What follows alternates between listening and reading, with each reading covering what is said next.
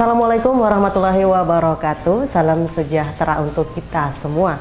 Nah, kali ini kita akan berbincang dalam bincang spesial Ratona TV. Nah, pemirsa, kali ini kita akan membahas terkait dengan mengenal lebih dekat pengawasan obat dan makanan, Loka Pengawas Obat dan Makanan di Kota Palopo.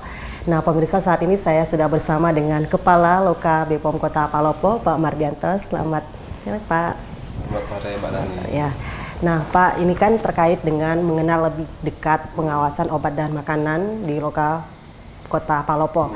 Nah, sebelum kita membahas lebih jauh, banyak nih masyarakat yang masih masyarakat awam yang masih apa sih BPOM itu, bisa dijelaskan, Pak? Iya, mungkin sebenarnya bukan masyarakat nggak tahu ya, mungkin memang ada sebagian mungkin seperti itu. Kalau kita bicara Badan Pengawas Obat dan Makanan yang sering disingkat dengan Badan POM atau BPOM merupakan lembaga pemerintah atau lembaga negara non kementerian gitu ya, yang bertugas melakukan pengawasan obat dan makanan. Artinya mengawasi peredaran obat dan makanan. Mungkin kalau kita bandingkan dengan BPOM di luar negeri itu ada namanya Food Drug Administration di Amerika, ataupun ada juga di Uni Eropa ya, European Medicine Agency, seperti itu.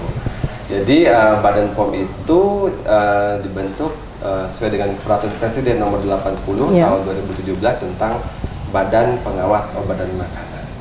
Jadi Badan POM itu sebenarnya bertanggung jawab langsung kepada Presiden. Bertanggung jawab langsung. Jadi kepala badan dipimpin oleh seorang kepala badan yang bertanggung jawab langsung kepada Presiden, seperti itu.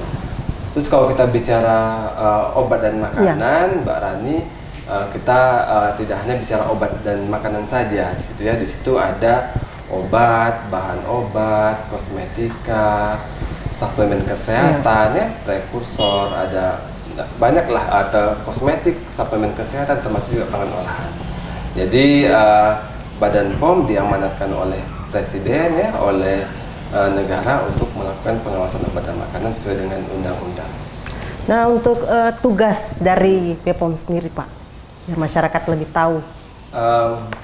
Kalau kita lihat Perpres Nomor 80 tahun 2017 tentang Badan Pengawas Obat dan Makanan itu banyak sekali sebenarnya tugas yang kami lakukan, mulai dari pemeriksaan fasilitas produksi obat dan makanan, pemeriksaan fasilitas distribusi obat dan makanan, termasuk fasilitas pelayanan kefarmasian ya, termasuk juga melakukan salah satu pelayanan publik sertifikasi, terus juga melakukan sampling dan pengujian ya, melakukan pengawasan label dan iklan, terus juga ada fungsi penguatan dari Badan POM, fungsi penindakan, salah satunya melakukan intelijen, melakukan cyber ya, melakukan penyidikan, melakukan cegah tangkal. Nah, itu adalah fungsi-fungsi teknis yang ada di Badan Pengawas Obat dan Makanan gitu.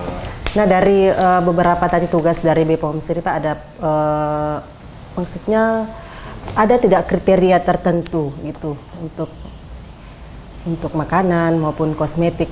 Gini, tadi mungkin saya tambahkan, jadi masih ada lagi tugas lain, misalnya kami melakukan komunikasi, informasi, dan edukasi, termasuk juga pengaduan masyarakat ya, pengaduan masyarakat, dan juga ada namanya dukungan manajemen yang kami lakukan, seperti pasti sebuah institusi ya, sebuah unit pelaksana teknis pasti melakukan kegiatan tata usaha dan rumah tangga ya, seperti itu, termasuk juga kerjasama di bidang pengawasan obat dan makanan. Nah, ini Pak, izin edar kan itu kan termasuk semuanya, dan apakah sih yang dimaksud dengan izin edar dan mengapa produk obat dan makanan harus mempunyai izin edar? Jadi pemerintah ya, dalam hal ini kalau kita bicara obat dan makanan itu ada Badan POM atau disingkat dengan BPOM, mempunyai tanggung jawab untuk melindungi masyarakat dari penggunaan obat dan makanan yang tidak memenuhi ketentuan. Artinya tidak aman, yang tidak bermutu ya, yang tidak berhasil ataupun yang tidak bermanfaat. Kalau kita bicara izin edar merupakan suatu legalitas yang dikeluarkan oleh pemerintah, dalam hal ini oleh Badan POM, kalau kita bicara obat dan makanan, agar produk itu bisa diedarkan secara legal secara sah di masyarakat yang pastinya sudah dijamin keamanan, manfaat, mutu seperti itu.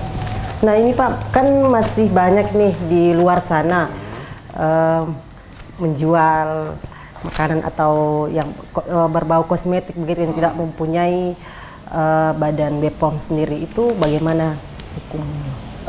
Tadi kami itu punya fungsi pengawasan pre dan post ya, pre-market dan post-market.